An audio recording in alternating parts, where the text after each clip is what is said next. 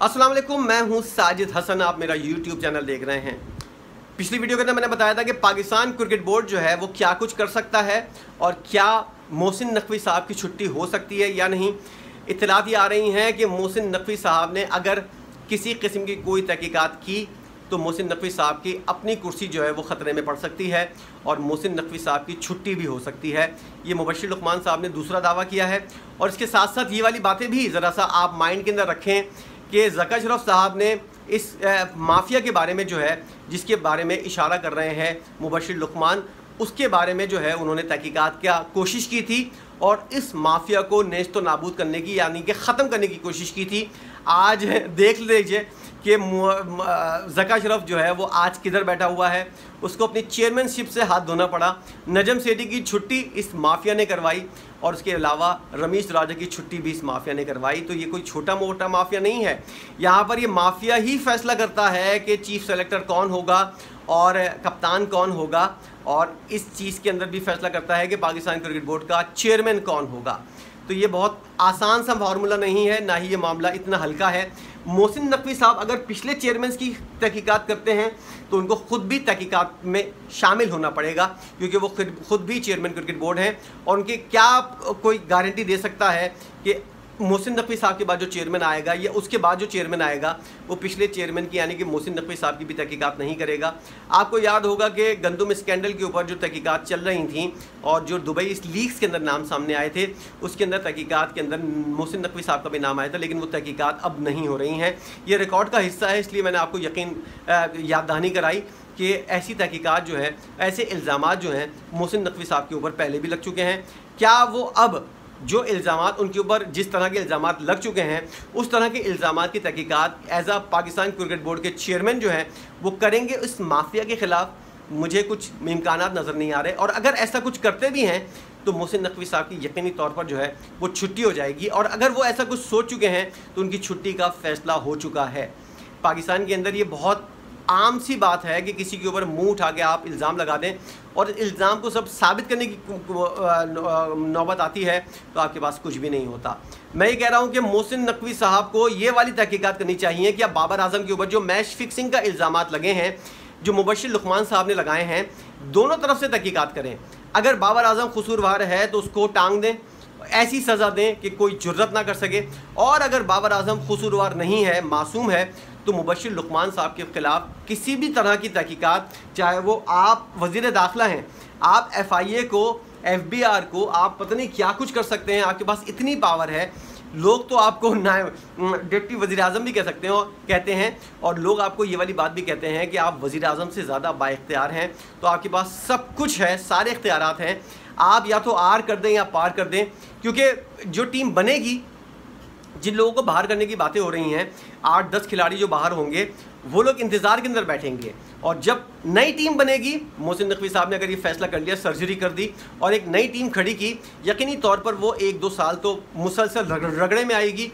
कोई भी टीम जो है एकदम से जीतना शुरू नहीं करती। ये नए खिलाड़ी होंगे, इनको टाइम लगेगा, ये हारेंगे, उसके बाद सीखेंगे और वक्तन फ़वक्तन जो है ये अपनी हार और जीत के साथ कम्बिनेशन बनाएंगे और ये सीखने के अमल से गुजरने में तकरीबन 2 साल लग जाएंगे और उसके बाद जो है कोई मजबूत टीम जो है वो सामने आएगी। अभी चैम्पियंस ट्रॉफी होगी पाकिस्तान के अंदर और खुदा ना खास्ता ये नई टीम जो है कुछ ऊपर नीचे होती है तो फिर शोर मचेगा पाकिस्तान के अंदर कि इन पुराने खिलाड़ियों को वापस लेकर आओ।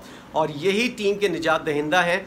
इन्हीं लोगों के ज़रिए जो है पाकिस्तान जीत सकता है, इसलिए इन लोगों को वापस लेकर आओ। और इनमें से कुछ खिलाड़ी जो हैं, जैसे कि कुछ ऐसे हैं जो एजेड हो गए हैं, जिन्होंने रिटायरमेंट ले लिया है, वो किसी कमेंट्री पैनल के अंदर बैठे हुए होंगे और ये वाला मुतालबा करते हुए नज़र आएंगे कि नए खिलाड़ियों के अंदर किसी किस्म की कोई जान नहीं है। पुरानी टीम जो पाकिस्तान की थी उसके ऊपर बेबुनियाद इल्ज़ामात लगाए गए, उस टीम के खिलाड़ियों को बाहर किया गया। ये अब भी फिट हैं, इनको वापस ले लो। क्योंकि जिस तरह की सूरत हाल चल रही है पाकिस्तान के अंदर, पाकिस्तान क्रिकेट के अंदर, जो कुछ भी हो कम है। कुछ भी ऐसा हो सकता है जिसके बारे में आप सोच भी नहीं सकते। क्या आप सोच सकते थे कि पाकिस्तानी टीम जो है वो आयरलैंड के ख़िलाफ़ मैच हारेगी, इंडिया के ख़िलाफ़ जो है वो मैच जीता हुआ मैच हार जाएगी, 47 बॉलों पर पाकिस्तान से 47 रन नहीं होंगे उस वक्त जब पाकिस्तान 8 विकेटें अपने हाथ में रखा हुआ है? ये बहुत ऐसी चीज़ें हैं जो यकीनी तौर पर मैंने कभी भी अपने करियर के अंदर नहीं देखी। और मुझे खुद आज हैरत हो रही है कि ये वाली चीज़ें भी जो हैं वो मुझको खुद देखनी पड़ेंगी। बाबर आजम के ऊपर इल्ज़ाम तो लगे ही रहे, लेकिन वहाब रियाज के ऊपर भी इल्ज़ाम लगे हैं। वहाब रियाज के ससुर के बारे में बात की जा रही है कि उनसे बड़ा कोई जुआरी कोई नहीं है। और जब मोहम्मद आमिर, मोहम्मद आसिफ और सलमान बट फंसे थे, उसके साथ जो है जब ये लोग बाहर खाना खाने के लिए गए थे, उस शख्स का मुझे नाम नहीं याद, जिस शख्स ने ये वीडियो डाली थी सलमान बट की और मोहम्मद आमिर की और मोहम्मद आसिफ की, महमूद का कुछ नाम था, मज़हर महमूद उस शख्स का नाम था। तो उससे जो मुलाकात हुई थी उसके अंदर कामरान अकमल और वहाब रियाज भी गए थे, और वो वीडियो भी सामने आ चुकी है बहुत पहले, जब 2009-10 के अंदर ये वाली कार्रवाई हुई थी। तो वहाब रियाज का नाम जो है वो जुए के हवाले से और मैच फिक्सिंग के हवाले से कोई नया नाम नहीं है। उसके अंदर वहाब रियाज को कहा यह जा रहा है कि मुबशिर लुकमान साहब के तौर पे कि उसके अंदर जो है वो वहाब रियाज को बचाने वाले भी वही माफिया थे, और जिन्होंने फंसाना था उन्होंने पतली गर्दनों को फंसा दिया, बड़ी गर्दनों को उन्होंने बाहर निकाल लिया। ये वाले इल्ज़ामात जो हैं इनकी तहकीकात क्या पाकिस्तान के अंदर होगी, और जो इल्ज़ामात लगे हैं उनके अंदर क्या आप लोगों को सच्चाई नज़र आ रही है कि ये इल्ज़ामात जो हैं, जिस तरह के शाहिद खान आफरीदी के ऊपर इल्ज़ामात लग रहे हैं, जिस तरह मोहसिन नकवी साहब से तहकीकात का मुतालबा करने की बातें हो रही हैं, जिस तरह बाबर आजम के ऊपर मैच फिक्सिंग की बातें हो रही हैं, शाहीन शाह आफरीदी और मोहम्मद रिजवान को भी लपेटे में लिया जा रहा है कि ये लोग भी और पूरे 8 खिलाड़ी जो है मिलकर ये फैसला करते थे। अब कोई ये ज़रा सोचे कि जो शादाब खान खिलाड़ी है वो पिछले 1 साल से किसी किस्म की कोई परफॉर्मेंस नहीं दे रहा, उसके बावजूद भी वो टीम के अंदर मौजूद है। इमामुल हक कुछ भी नहीं करता था वनडे के अंदर, लेकिन वो फिर भी टीम के अंदर मौजूद होता था। तो ये जब सारी चीज़ें हम खुद होते हुए देखेंगे, जब अहल खिलाड़ी उसामा मीर जैसे खिलाड़ी जो हैं जब टीम से बाहर होंगे, और जब एक खिलाड़ी टीम के अंदर मौजूद है, अबरार अहमद जैसा खिलाड़ी, उसको बाबर आजम जो है और वहाब रियाज जो है वो एक भी मैच नहीं खिलाते। जिस वक्त पाकिस्तान के पास स्पिनर्स नहीं है, वर्ल्ड कप चल रहा है, तो ये वाली बात यकीनी तौर पर हैरत की बात है। और इसके ऊपर यकीन भी होने लगता है कि बाबर आजम को ऐसा क्या मसला हुआ था कि बाबर आजम ने अबरार अहमद को खिलाने का मौका नहीं दिया, सलमान अली आगा को खिलाया नहीं, मोहम्मद अली जैसा बॉलर जो है वो पाकिस्तान से बाहर बैठा रहा, उसको नहीं खिलाया, उसामा मीर को ज़िल्लत आमेज़ तरीके से गालियाँ दी गई। ये वाली चीज़ें क्या हो रही पाकिस्तान के अंदर, सरफराज का किस तरह पत्ता साफ किया गया, ये भी एक बहुत बड़ी कहानी है। इस ग्रुप ने, इस माफिया ने सरफराज अहमद को भी, जब चेयरमैन क्रिकेट बोर्ड इनसे महफूज नहीं है, तो एक छोटा सा कप्तान सरफराज जैसा वो कैसे महफूज हो सकता है। तो ये बहुत बड़ी और गहरी बातें हैं, इनके ऊपर जितनी बहस की जाए कम है।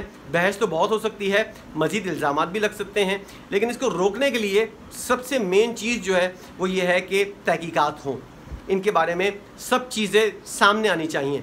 और जो ग्रुप है बाबर आजम का, जो ट्रोल भी करता है मीडिया के ऊपर, सोशल मीडिया के ऊपर, वो अगर मेरी पोस्ट के नीचे आकर, मेरी वीडियो के नीचे आकर गालियां मुझे देता है, तो अगर बहुत सारे लोग आके एकदम से गालियां देते हैं, तो आप समझ जाइए कि उसके पीछे सिर्फ एक बंदा बैठा हुआ है। बाकी सारे जो लिंक्स हैं और जिन जिन चैनल से ये वाली बातें और ये वाली गालियां आ रही हैं, वो सारे चैनल फेक हैं।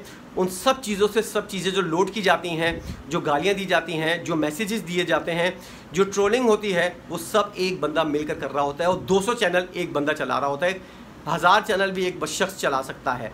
1000 लोगों की आवाज़ जो है वो सिर्फ एक शख्स की आवाज़ हो, ये पाकिस्तान के अंदर और ये चीज़ पूरी दुनिया के अंदर पॉसिबल है।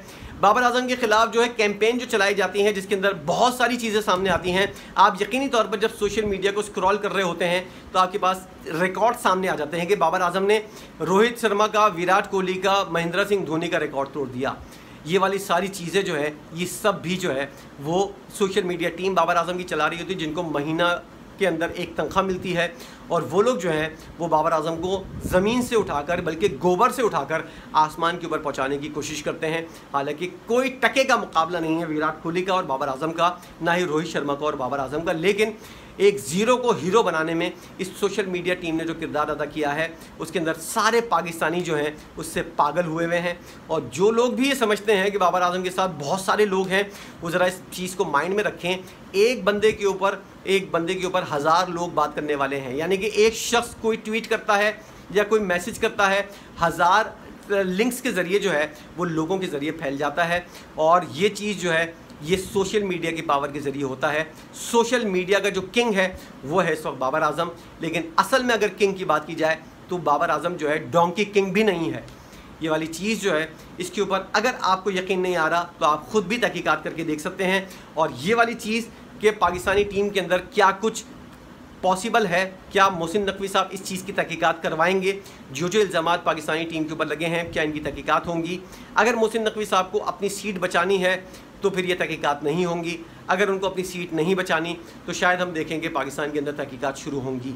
आपको क्या लगता है ये सारी चीज़ें जो हैं ये इनकी तहकीकात होंगी, कोई नतीजा निकलेगा या फिर सब कुछ ऐसे ही चलता रहेगा पाकिस्तान के अंदर जैसा चलता हुआ आ रहा है।